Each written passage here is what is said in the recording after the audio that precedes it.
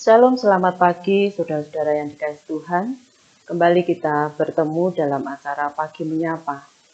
Saudara-saudara, sebelum kita melakukan setiap aktivitas kita pada hari ini, mari kita datang kepada Tuhan dengan merenungkan kebenaran firman-Nya yang akan kita ambil dari Kisah Para Rasul 9 ayat 1 sampai 19. Akan saya bacakan ayat yang ke-15. Tetapi firman Tuhan kepadanya, "Pergilah, sebab orang ini adalah alat pilihan bagiku untuk memberitakan namaku kepada bangsa-bangsa lain, serta raja-raja dan orang-orang Israel." Demikian firman Tuhan.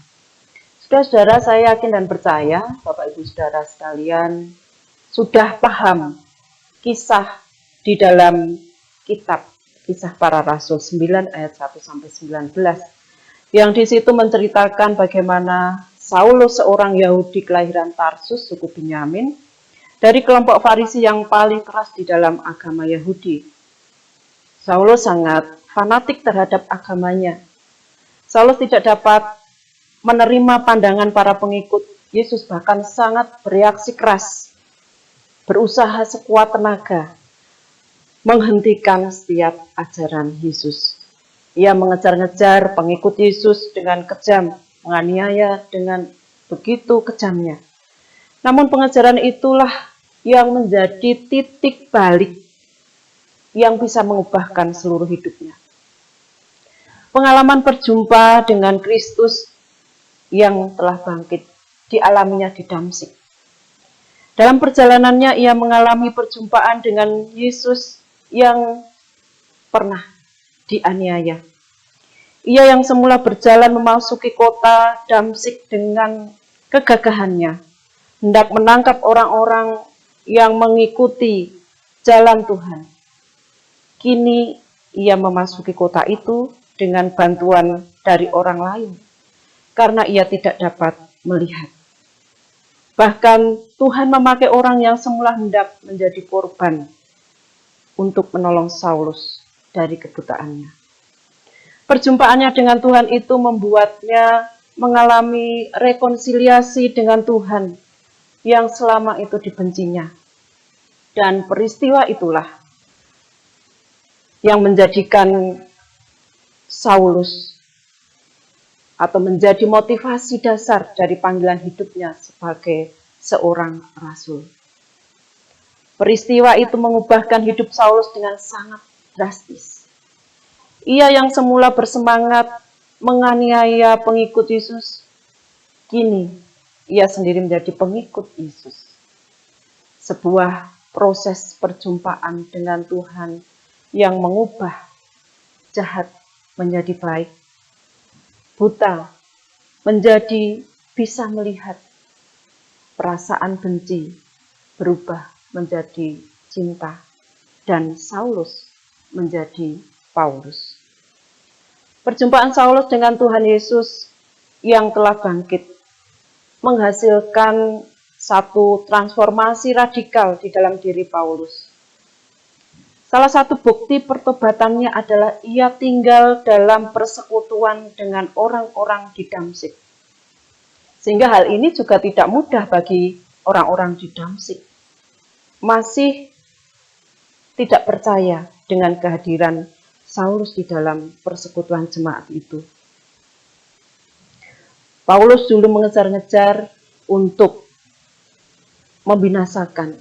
Bagaimana mungkin bisa berubah total? Pemikiran maupun tingkah lakunya berubah. Saulus yang dulu menganiaya Tuhan Yesus, kemudian malah membuktikan bahwa Yesuslah Tuhan. Ia bahkan kemudian menjumpai murid-murid yang percaya Kristus dan menyebarkan ajaran kasih. Oleh karena itu, saudara-saudara yang terkasih, jangan pernah meremehkan kuasa Tuhan untuk bisa mengubah hati. Kuasa Tuhan untuk bisa mengubah pikiran bahkan karakter seseorang. Baik itu diri kita sendiri, baik itu pasangan kita, anak-anak kita, kakak adik, orang tua, saudara, siapapun bisa diubahkan oleh kuasa Tuhan Yesus. seperti yang dialami oleh Paulus. Saudara yang dikasihi Tuhan, rancangan Tuhan terwujud pada perjumpaan yang mengubah Saulus menjadi Paulus, Rasul Paulus, yang tidak pernah dibayangkan sebelumnya oleh siapapun, termasuk oleh para murid atau para pengikut Kristus. Bahkan tidak pernah dibayangkan oleh Saulus sendiri. Sebelumnya ia mengejar-ngejar orang yang percaya kepada Tuhan. Kemudian setelah mengalami perjumpaan dengan Tuhan Yesus, sikapnya yang keras, sikapnya yang radikal kepada para pengikut Yesus mulai diubahkan. Ia rela bahkan sekarang dikejar-kejar karena imannya kepada Tuhan Yesus Kristus. Saudara yang dikasihi Tuhan, mari kita terus buktikan bahwa kita pun telah dan selalu mengalami perjumpaan dengan Tuhan setiap hari di dalam setiap proses kehidupan kita masing-masing. Dan masing-masing orang akan mengalami sebuah perjumpaan dengan Tuhan dengan cara Tuhan. Tidak bisa disamakan bagaimana seseorang bisa berjumpa dengan Tuhan secara pribadi. Yang pasti, setiap orang yang sudah mengalami perjumpaan secara pribadi dengan Tuhan akan mengalami perubahan dalam hidupnya. Ia akan semakin dekat dengan Tuhan, tidak menyimpan dendam, mudah mengampuni, dan dapat hidup berdamai dengan semua orang.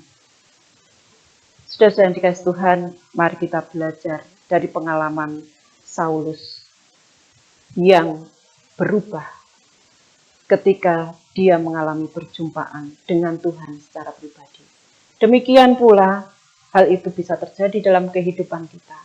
Kita bisa berubah menjadi lebih baik dan semakin baik ketika kita mengatakan bahwa kita percaya kepada Yesus, bahwa kita sudah mengalami perjumpaan secara pribadi dengan Kristus. Kiranya Tuhan memampukan kita. Amin. Mari kita berdoa. Bapa Surgawi, kami bersyukur pada pagi hari ini karena kasih dan penyertaan-Mu lah ya Tuhan. Kami dimampukan untuk melihat kebesaran-Mu di dalam setiap proses kehidupan kami. Terima kasih atas firman-Mu yang mengingatkan kami bahwa setiap pribadi kami sudah mengalami perjumpaan dengan Tuhan. Dan hal itu akan kami nyatakan dalam kehidupan keseharian kami. Mampukanlah kami ya Tuhan. Kami berdoa untuk setiap proses, aktivitas, tugas, tanggung jawab yang akan kami laksanakan pada hari ini. Kiranya Tuhan memberkati dan memampukan kami, sehingga tugas tanggung jawab hidup yang Tuhan percayakan kepada kami dapat kami laksanakan dan dapat kami isi dengan baik, seturut dengan kehendak Tuhan. Apapun yang menjadi pergumulan dan perjuangan kami pada hari ini, kami serahkan sepenuhnya ke dalam kuasa Tuhan. Pimpin dan sertai kami. Hanya di dalam satu nama Tuhan kami Yesus Kristus, kami menyerahkan kehidupan kami pada hari ini. Amin.